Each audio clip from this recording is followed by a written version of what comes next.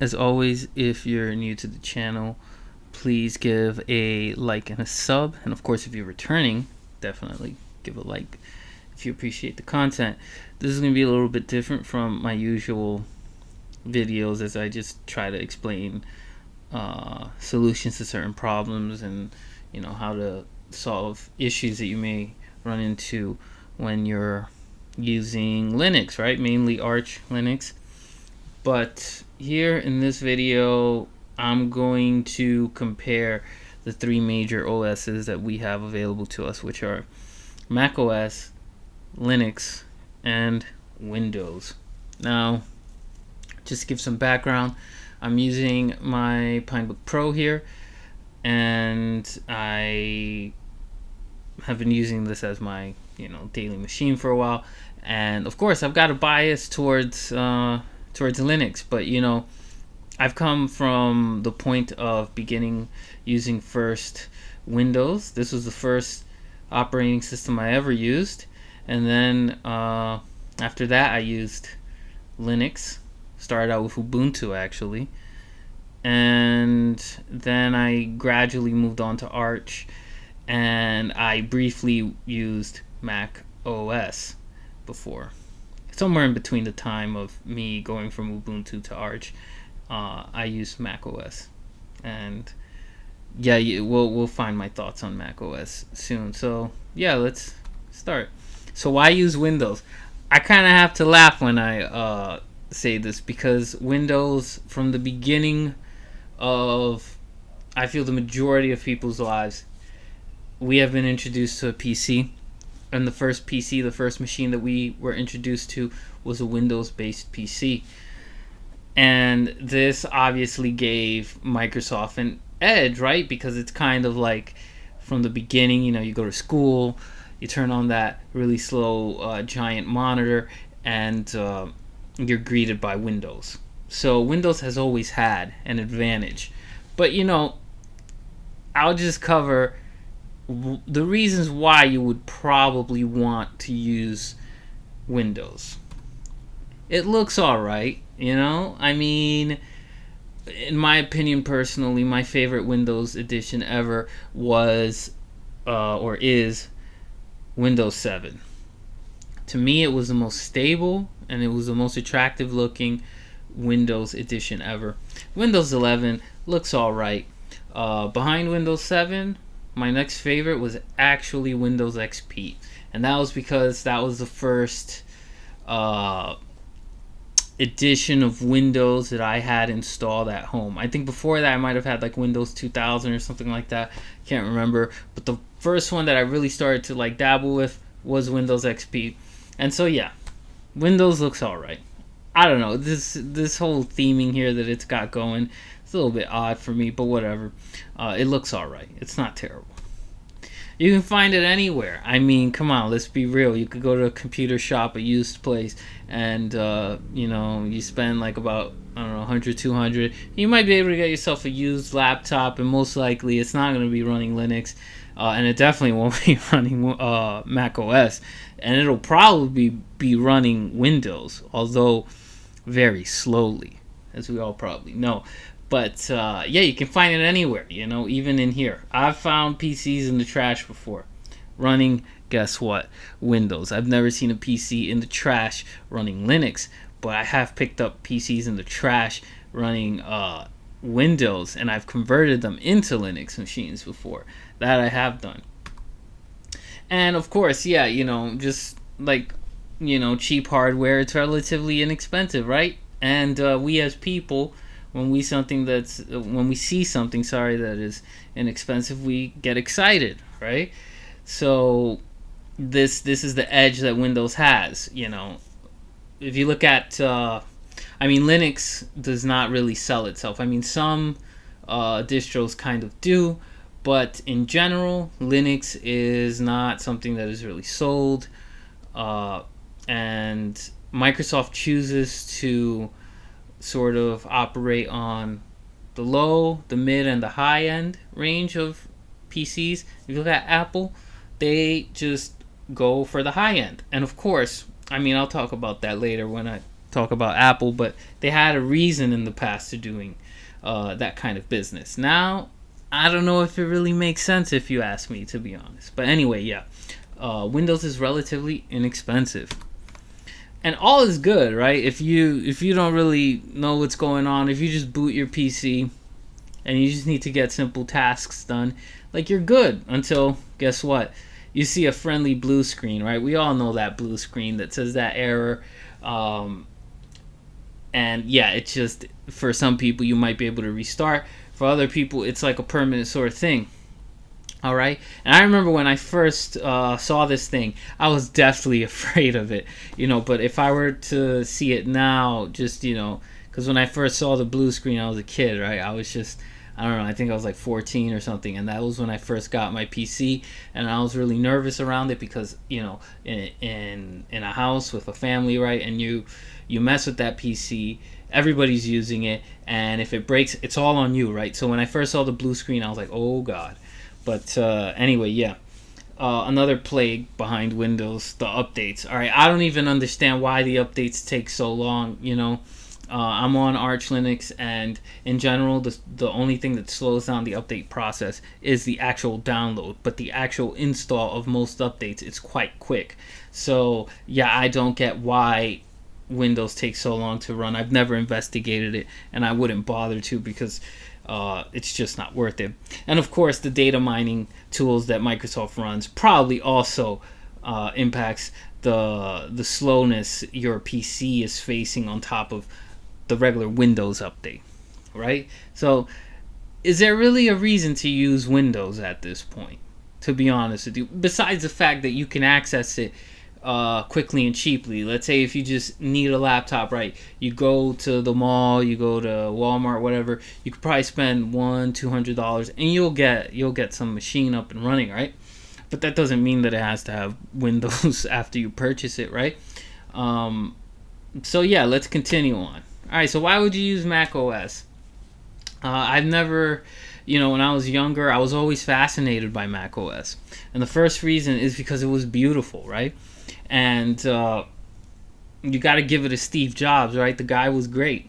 He was an innovator, and in a time where animations and fluidity between like app and transitions in apps, that wasn't really there in Windows, right? I mean, Windows tried to do it with the arrow effects, but I believe Vista was crippled by just having effects run on the desktop. And this was, in my opinion, one of the biggest appeals that Apple had, is the fact that the system was so fluid, it was so fast, everything was just made really well. And if you even look at the build of old Mac machines, not the newer ones, because that's something else that I'm going to get into right now, but if you look at the older ones, the build quality and the the design was just made really well, where things could be accessed easily, right?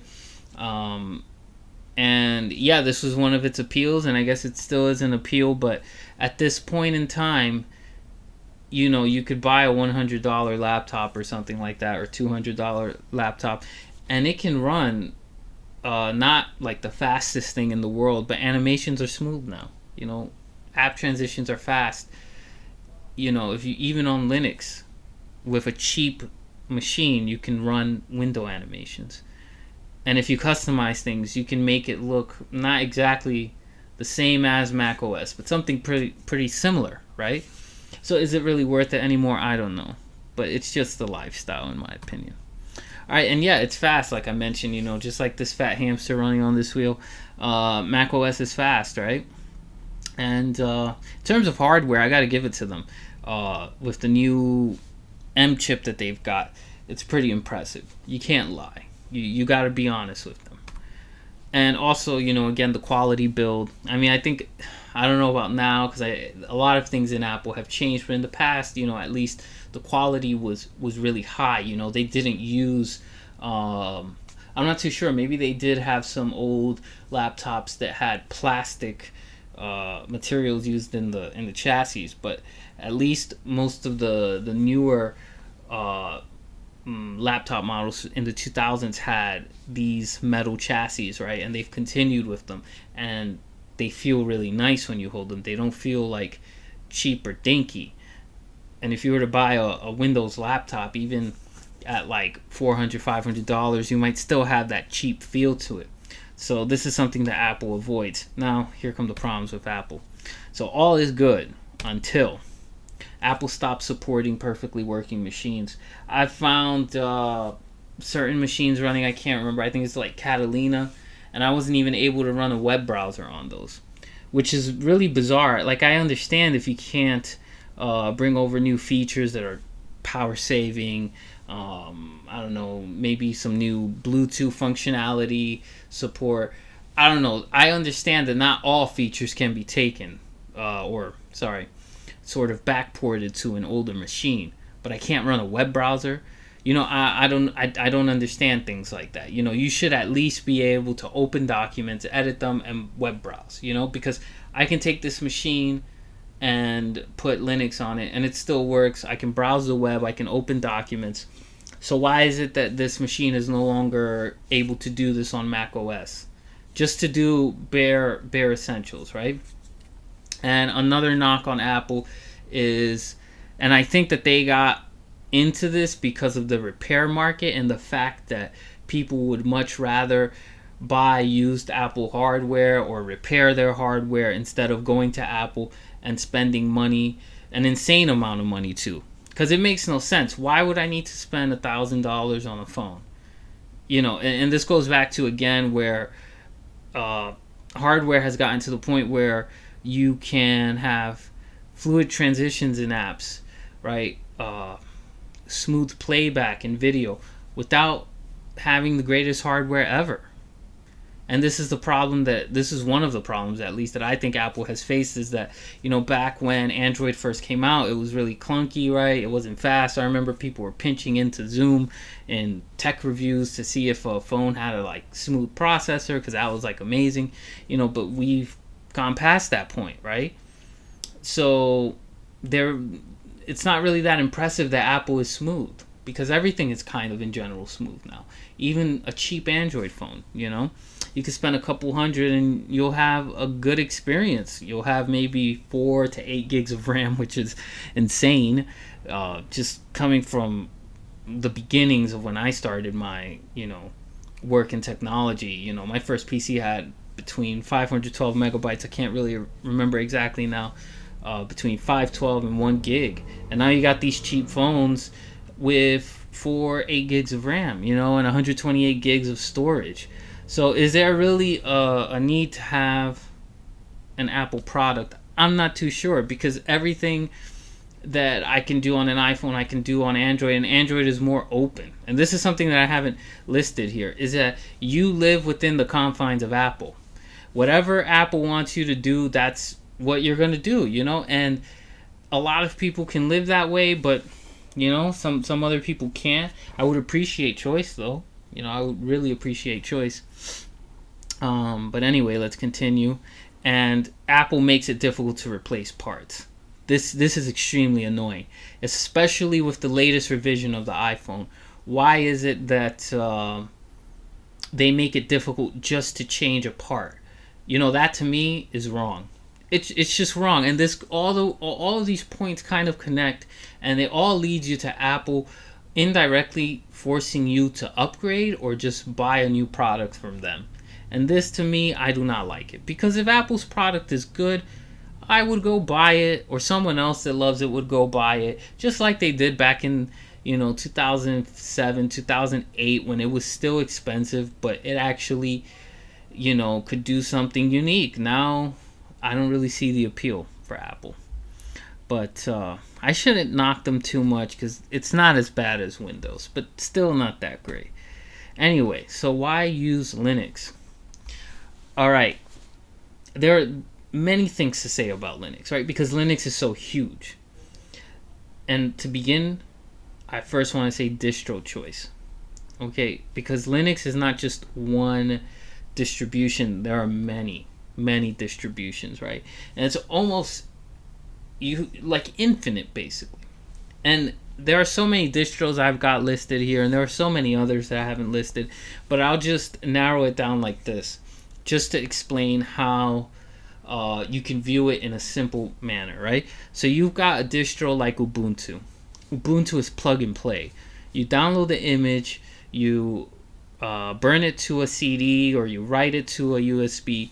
You plug it into your laptop or desktop, run the install. You're there, right? Now Ubuntu, a lot of people have problems with them because of just their history, their track record, and some of the choices that they've made. And anyway, let's say you don't like that. Let's say you want to go in a little bit farther and have a little bit more control of your machine. Then you have Arch. And Arch gives you a lot of fine tweaking abilities in your system. Now, let's say the installation process, the maintenance of maintaining Arch Linux is too much for you, right? Then you can go have a distro that's similar to Arch, but a little bit easier, and you take something like Manjaro.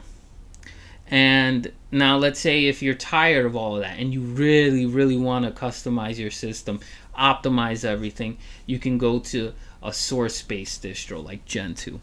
This is what Linux offers you, and it's a lot that people don't know because we've been, I don't know if I want to say conditioned, but we're presented with a graphical user interface. So the moment that we see a text box and a black screen, we panic, right? Because that's how I felt whenever I found myself in Windows and I was at a black screen or something, or even using Linux when I first got to the console, not even the terminal, but the TTY console. When I got there, I was really nervous in the beginning because I didn't know what I was looking at, and this is something that none of us, we're not really introduced to. But once you get there and you try it, you see, oh, it's really not that bad. You just have to, you don't even have to memorize commands. You can always have your phone handy, Google it. You don't need to really memorize much. It's not really a bad thing. In fact, a console screen will often help you recover your system. All right. So next thing that I'd like to say about why you should choose Linux or why use Linux. You also have on top of distro choice. So you have your main distribution. Then within that distribution, you can have different desktop choices, right? So one of the most beautiful ones is KDE. Now I don't like KDE because KDE is too bloated for me, and not even from a DWM suckless software point of view, just from a human point of view. When I go into KDE, and I haven't used KDE in a long time, but every time I've gone in it, the settings are all over the place, and I just don't like it. There's too much to configure, and yeah, it's not for me. But it is a choice, right? If you like this, if you want to fine-tune your animations and everything, KDE is for you. What's another one here? GNOME. Now, I don't like GNOME, actually. To me, it's just weird. I do not like this desktop environment at all.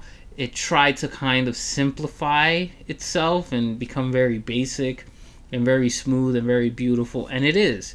It's not a bad looking desktop, but I don't know, I don't like it.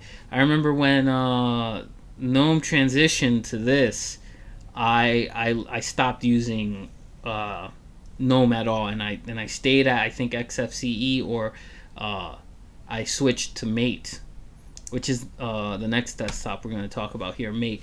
Now, Mate is very interesting, and it has a very special place in my heart because I remember back in 2011, 2010, that's when I first got Ubuntu, and it had the previous version of GNOME, the GNOME desktop, which was actually this, which is Mate. And I just remember booting it up and running Ubuntu, and that was my first introduction to Linux. And I still remember that login sound with the tut-tut.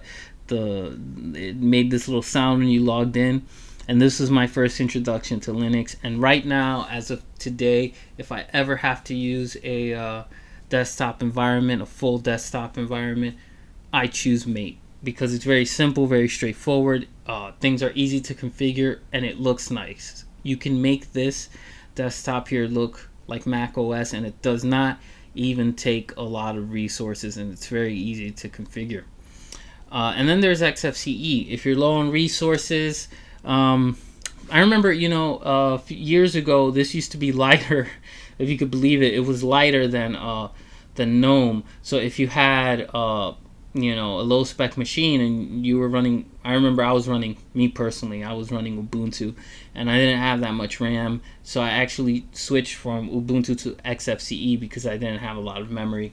But it's pretty interesting now because XFCE, I'm not too sure how it's changed over the years, but I'm kind of assuming that Mate and XFCE might have similar memory usage. So then after that, if we look at other choices, we have even more. We have window managers. So you've got all these desktops, and then let's say if you just get tired of it, like me, for example, I just got tired of it. During updates, certain things might break. That's a one knock that we have to say in Linux, is that it's true. Sometimes you update and things break, but if you take your system to the most basics, like I have here, your desktop will never change, right? It's like this look here, nothing here will ever really change unless I change it, right? So you have those desktops, and there are many more that I didn't talk about. And then you have window managers in Linux. This is one of the greatest things. Like, to be given a choice in life is amazing. Imagine if you're given just one narrow path, right? And you're forced to walk that one path. It would really suck, right? Imagine if you were tied to a Windows machine forever. That would be torture. But in Linux, it's like, if you don't like KDE, you can go to Mate. You don't like Mate, you can try GNOME. If you don't like any of those, you can go to a window manager. You can build your own environment if you really put your effort into it. So this is what I would say is one of the greatest appeals. Also, is the desktop choice, and on top of that, I would say privacy. Okay, this probably should have been higher in my sort of listing of why you should use Linux. But when you run Linux, in general, there are some weird distros, I know, like Deepin, I see, has a track record of doing some strange things, and also Ubuntu has a track record of some funny stuff with privacy. But in general, when you run Linux, there is no data collection. Now, there are some distros that I've seen that say, send usage and crash reports to us automatically so we can improve our software. I have seen that before. But in general, like if you use Arch Linux, this does not exist. There is no data collection. Updates do not run automatically in Arch unless you configure it that way. So your machine will never slow down. Although I do recommend that you update regularly, but you get to choose when you update. It's not like Windows where I guess you could configure things to set the updates, but the updates are never, unless you want it to run in the background. In Arch, they will never run like that spontaneously, and they'll always in general finish very quickly. I have used very slow machines, and I've used very high-end machines with Arch Linux. And in general, updates are quite fast. Even on this Pinebook Pro, where the resources are extremely limited, my updates finish relatively quickly, within maybe 10 minutes, something like that. And that's on the longer side of time, because that's when I'm having like kernel updates. So, just to be given the choice to not have anything that you do not want or consent to in your system is amazing. This and the fact that it's presented so cleanly to you, right? And let's say a distro were to go rogue and it would start collecting data. What would eventually happen if those users all dislike this, change in behavior in this distro? They would just make a fork of some other distro. That's the beauty of Linux, right? That's the beauty of it. So yeah, I could never really truly explain how grateful I am to have privacy in my machine here. And this is another great thing, is multi-art support. So if you go on Windows, their support for x86 machines is great. I think they have some ARM support too, but it will not span what Linux covers, right? Linux will run on anything. And I don't knock Microsoft that much, because their software is extremely bloated, and so you do need fairly capable hardware to run on it.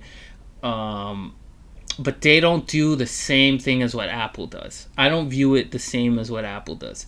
Apple purposely locks out devices to force you to upgrade, in my opinion, and I really don't like that.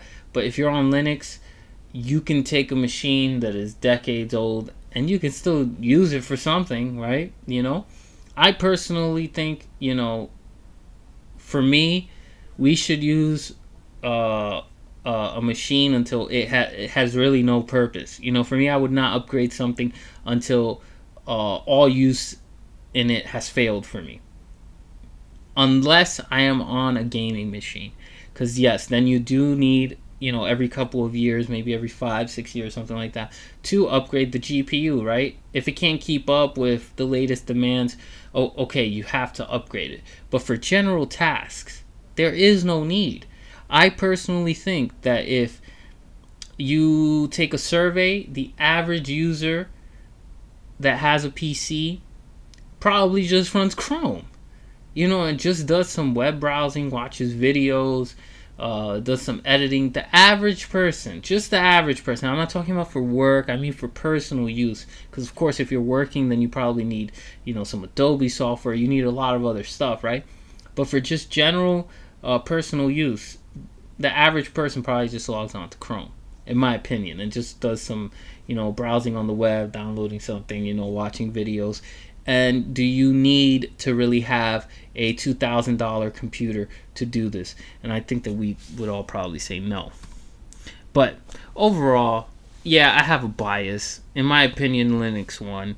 And in the opinions of probably the majority of the people that watch this video, you'll probably agree with me, because you also have a bias. But all the points I mentioned were fair. I didn't go and say anything that was wrong or unfair, right? They were all fair criticisms of each operating system. And yeah, Windows will give you the easiest experience in terms of just getting your machine to turn on and into a graphical interface. Mac OS will give you the smoothest, probably, or the most pretty interface at the loss of, I would say, freedom. But not freedom in terms of privacy, because they're not too bad, not as bad as Windows, I would say. But you cannot use the device outside of what they really see. Their vision is what you must use. And you see this a lot really on the phone. I'm not too sure about the desktop. I've used Mac OS, but I mean, besides changing some theming colors here and there, I haven't really done much on there. And I'm not really that interested in it until, they lower their prices and they change some of their business practices. I will probably never buy an Apple machine. So for me, Linux gives you choice, and this is one of the best things you could ever be offered in life, is a choice. Because if you have no choice, then that's when you're really, really down. But anyway, this is a little bit of a different video. It's a huge rant on me, a lot about my opinions. But if you appreciate that, you appreciate the content, the fat penguin, the fat fluffy red hamster, please give a like and a sub, and I hope that you found this useful.